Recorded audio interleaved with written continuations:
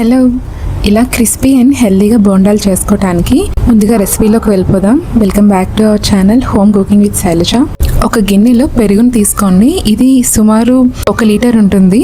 1 cup మెజర్మెంట్తో description బాక్స్లో details అన్ని క్లియర్గా మెన్షన్ చేస్తానండి. తీసుకున్న పెరుగుని ఇలా బాగా విస్క్ చేసుకున్నాక పిండిని కలుపుకోవాలి. నేను ఇక్కడ గోధుమ పిండిని తీసుకున్నాను. మీరు అచ్చంగా మైదాతోనే వేసుకోవాలన్నా చేసుకోవచ్చు, బట్ గోధుమ పిండితో కూడా రేషియో చాలా బాగా వస్తుంది. మన ఛానల్ మెయిన్ పర్పస్ ఇదేనండి, హెల్దీగా ఎలా చేసుకోవాలి మనం రెగ్యులర్గా వండుకునే వంటకాలు అని. ఇక్కడ నేను మామూలు గోధుమ పిండి కూడా కాదు, కపులి వీట్ ఫ్లోర్ వాడుతున్నాను. మీరు కపులి వీట్ ఫ్లోర్ అని టైప్ చేసి చూడండి, నెట్లో మీకు ఈజీగా వచ్చేస్తుంది. గోధుమ పిండి కంటే ఇందులో ఫైబర్ చాలా ఎక్కువగా ఉంటుంది అండ్ పిల్లలకి కూడా చాలా మంచిది. 1 కప్పు పెరుగుకి 2 టేబుల్ స్పూన్ల బియ్యం పిండిని కూడా వేసుకుంటే క్రిస్పీగా వస్తాయి. ఇలా డ్రాప్ కన్సిస్టెన్సీ వచ్చే వరకు కలిపేసుకుని మూత పెట్టి పక్కన పెట్టుకోండి. పిండిని పైకి స్ట్రెచ్ చేస్తూ కలిపితే ఏరేషన్ అనేది ఫామ్ అవుతుంది. ఇలా ముందు రోజు కలిపేసుకుని ఓవర్ నైట్ అంతా బయటే ఉంచేస్తాను.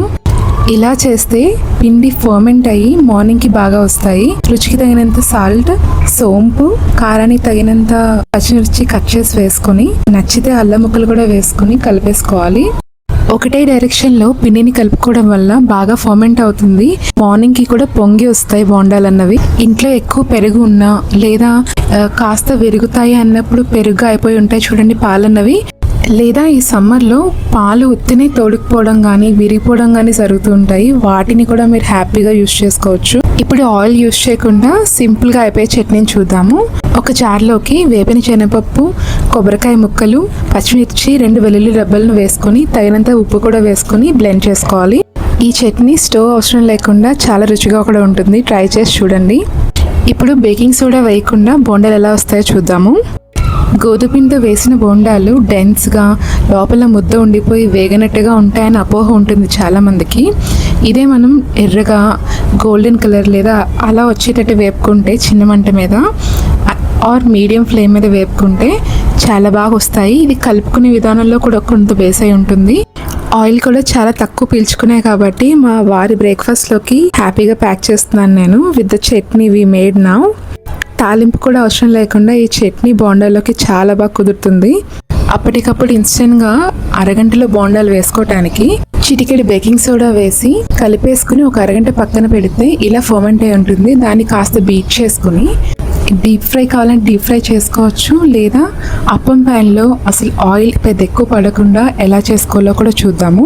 ప్యాన్కి స్టిక్ అవ్వకుండా బ్యాటర్ అన్నది ఆయిల్తో గ్రీస్ చేసేసుకొని చేయి కూడా పెట్టే పని లేకుండా స్పూన్తోనే అన్ని క్యావిటీస్లోకి వేసుకోవచ్చు. హెల్దీగా తినాలనుకుంటే కనుక ఇది బెస్ట్ ఆప్షన్ అండి. ఆయిల్ ఎక్కువ కన్జ్యూమ్ అవ్వదు అండ్ టేస్టీగా కూడా ఉంటాయి. మళ్ళీ మళ్ళీ తినాలనిపిస్తుంది. ఒక 2 మినిట్స్ మూత పెట్టుకుంటే డ్రై అవ్వవు. వాటిని ఇప్పుడు టర్న్ చేసుకుని అదర్ సైడ్ కూడా కుక్ చేసుకోవడమే, అంతే. చాలా సింపుల్గా అయిపోతాయి. Mostly we prefer to eat like this అండి. మా బాబుకి కూడా ఎప్పుడు ఇలానే వేసి పెడతాను, డీప్ ఫ్రై చేయను. ఇలా 1 సైడ్ కుక్ అయిపోయాక అదర్ సైడ్ కూడా వేసి కుక్ చేసుకోవడమే, అంతే. చాలా ఈజీగా అయిపోతాయి. వీటిని మీరు గిల్ట్ ఫ్రీగా పిల్లలకి కూడా పెట్టచ్చు, మళ్ళీ మళ్ళీ అడిగి తింటారు. లోపల గుల్లగా బయట క్రిస్పీగా చాలా రుచిగా ఉంటాయి. థ్యాంక్ యూ ఫర్ వాచింగ్ అండి. ఈ వీడియో కనుక మీకు నచ్చితే, ఎఫర్ట్ఫుల్గా అనిపిస్తే సబ్స్క్రైబ్ చేసి లైక్ చేసి షేర్ చేయండి. బాయ్.